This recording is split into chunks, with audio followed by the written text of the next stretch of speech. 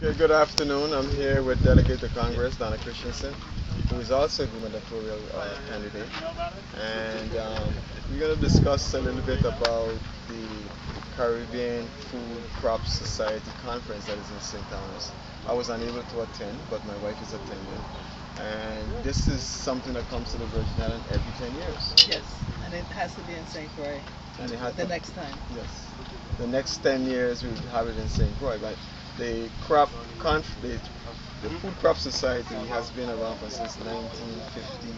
This is their 50th year. Yes, So so my math is a little off today. 1953. Yeah. So And it started here it started here, in St. Croix. and then it went to Puerto Rico and then to every other island that there is. What is so interesting about it is that it has attracted agriculturists from the USDA, from the southern states. Because today I've met James Hill before, and I did not recognize that he was even here. So that is good. But how is it that we can actually, if it's possible for us to forge a relationship with these other Caribbean islands once the Virgin Island has begun to produce an excessive level? Well, I think we need to look at what products might be exportable to them in one sense. But there ought to be some U.S. Department of Agriculture programs that would assist exporting. I know small business has started to do some support for exporting. Our own EDA has funding to support exporting of our products.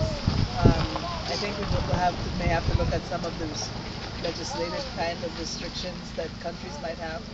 And I was hoping that during the Caribbean Crop Society meeting that they would have discussed some of the barriers to that.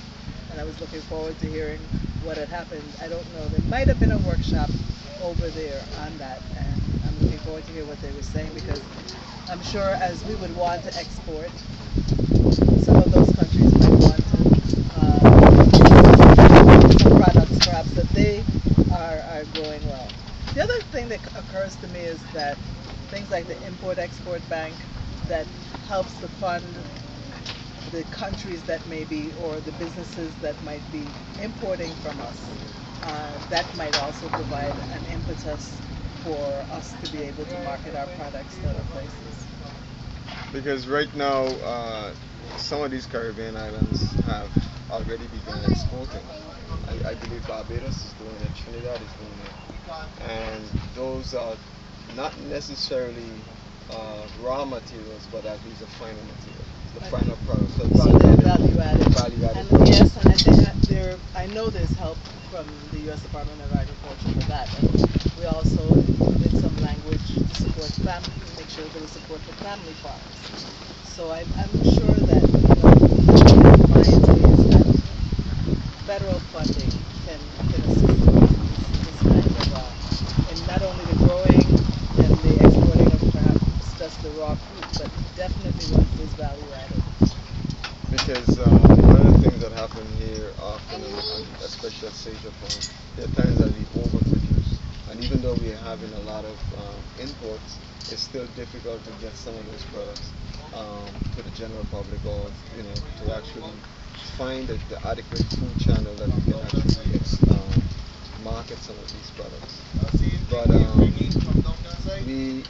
we really, even before we can even begin to think outside the Virgin Islands, we really need to develop our production here, so that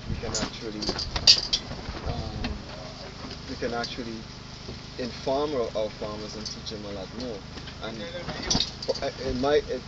from my opinion, it should really begin with the Department of Ag. It's one of the most underfunded agencies in the territory. So as a gubernatorial candidate, that's something probably to look at, Definitely. because uh, restructuring the Department of Agriculture is one thing that will actually make it more competitive with some of the federal grants that are there. Because if they don't have the resources to even some of the matching funds to even match some of these grants, it's impossible for them to compete. Yes, yes. Well, that's something, I'll be talking with Dr. Peterson, because I know he has some ideas about how it can be restructured, and some of the other infrastructure needs that our farmers need to even help to increase their production, Right. and perhaps some other marketing assistance that can be provided. So we look forward to continuing to talk with you, and of course buying. I'm going home with some fruit today, fruit and Thank you. vegetables.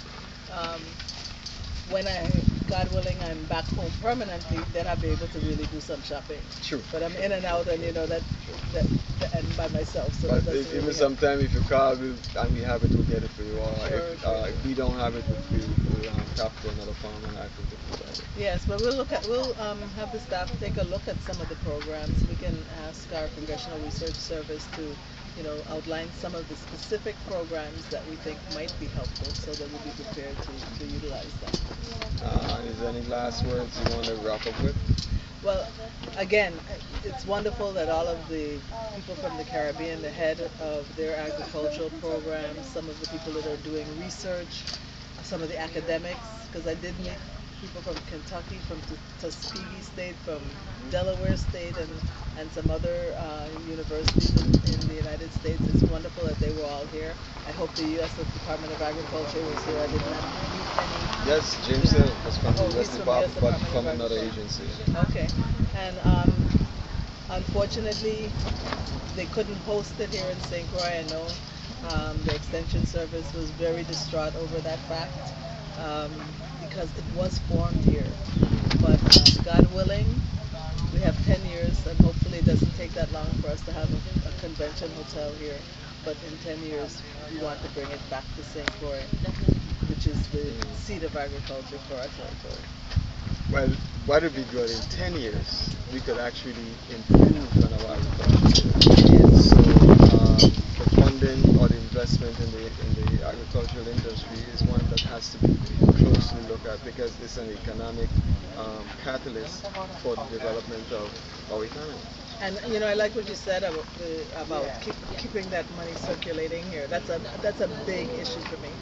And if we can cut down on the money that we're sending out to buy fruits Exactly. and vegetables and meats and buy them here, that money stays in the Virgin Islands and really helps to grow our economy. I'm going to put this out there.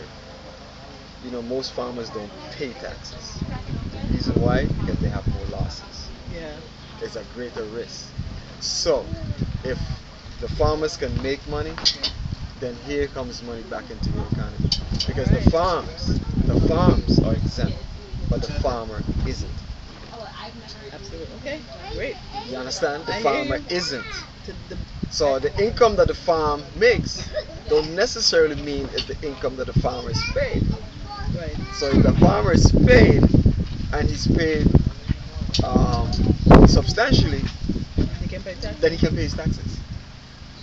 Absolutely. You know what I mean? And We know that agriculture is an exactly, economic engine, it's and, an economic it's engine. one that we need to support and grow, and make sure that it can help to increase our productivity Yes. here. And you know, sustainability is very important. Resiliency is very important. It means using our natural resources and our human resources to make the economy grow. And thank you, Delegate to Congress. Thank you. And it's always a pleasure talking to you. Same here. All right. Same here. Thanks.